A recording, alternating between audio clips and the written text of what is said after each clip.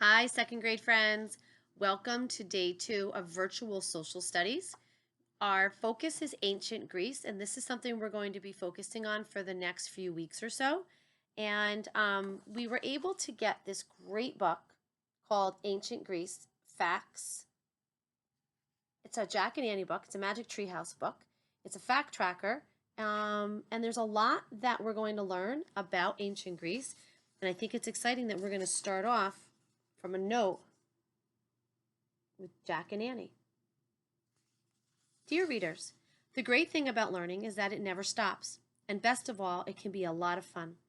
Our adventures in Hour of the Olympics taught us a lot about ancient Greece, but we wanted to learn more.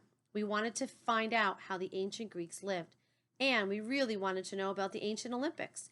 We wondered if the games were as popular as they are now. Guess what? We found out they were. First, we went to the library. There were lots of books there on ancient Greece.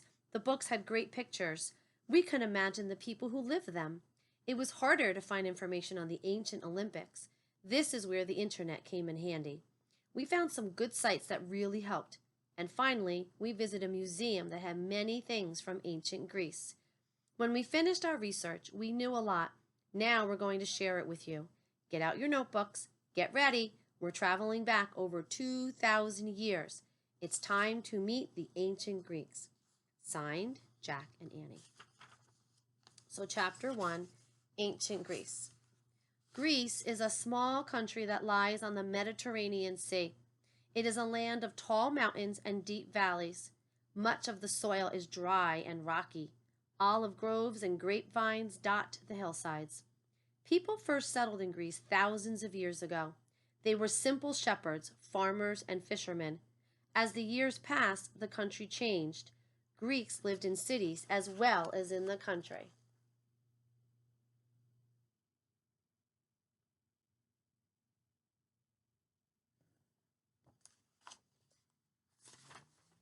The ancient Greeks became great artists, writers, builders, and thinkers. By 500 BC, Greek culture had spread all around the Mediterranean and Black Seas. Just so you know, ancient means very old.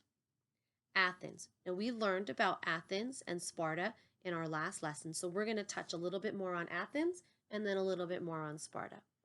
Ancient Greece was divided into about 300 city-states, or polis. A city-state was made up of a city and the countryside around it. The city governed the city-state. Athens was one of the most powerful city-states. It got its name from Athena, the goddess of wisdom. Athens was a center of art and learning. The people who lived in Athens were called Athenians. Athenians loved beauty. They built great buildings. They created wonderful art. They wrote poetry and plays. They studied math and science. Athens had one of the first democratic governments in the world. This means that the people, not a king, ran the government. Voting was very important in ancient Greek democracy. In Athens, only male citizens 20 years or older could vote. A citizen was usually someone born in Athens. Women could not vote. Slaves could not be citizens and had no voting rights. Here's a great picture of ancient Greece. You can see the buildings. Very rocky, lots of cliffs. So remember, Athens was into their art, into culture, and into things that were beautiful. Sparta. Sparta was a powerful rival of Athens. Rivals are people or city-states that compete with each other.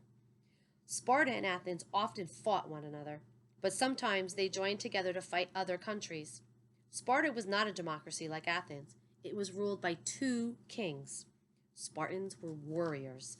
They spent much of their time training for war. They didn't share the Athenians' love of beauty and learning. They left behind no beautiful buildings or art. Athens and Sparta were very different, but even though the city-states were not all alike, they had many things in common. Everyone spoke Greek. They worshipped the same gods. They had many of the same customs, and they were all proud to call themselves Greek. Greek soldiers sometimes rode into battle on elephants. Over half the people in Athens were slaves. And I'm going to show you a picture. Jack puts here his little note. This helmet was worn by an ancient Greek warrior around 600 BC. So here's a picture of a helmet that a Greek warrior would wear.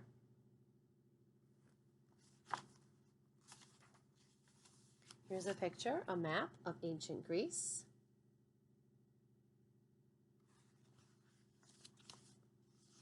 Sailors used the stars as guides. They sailed close to the shore to keep the land in sight. The boats often carried olive oil, grapes, and grain. Greeks traded these for lumber, metals, and slaves. Greeks sailed around the Mediterranean on small boats. The boats were made of wood. Some had only one sail. Other boats were rowed with oars. Most cities in Greece were near the Mediterranean Sea. There were very few roads. Traveling by boat was usually easier than traveling over the hilly land.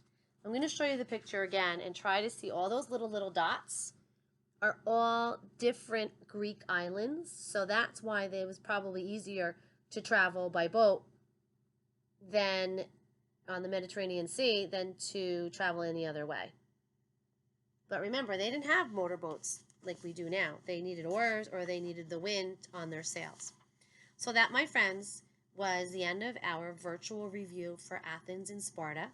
Again, our topic is ancient Greece, and I'm going to find some nice videos for you so you can actually see photos of what ancient Greece looked like. And I hope you enjoy this unit. It's going to be really interesting and really fun. Happy learning, friends. Bye.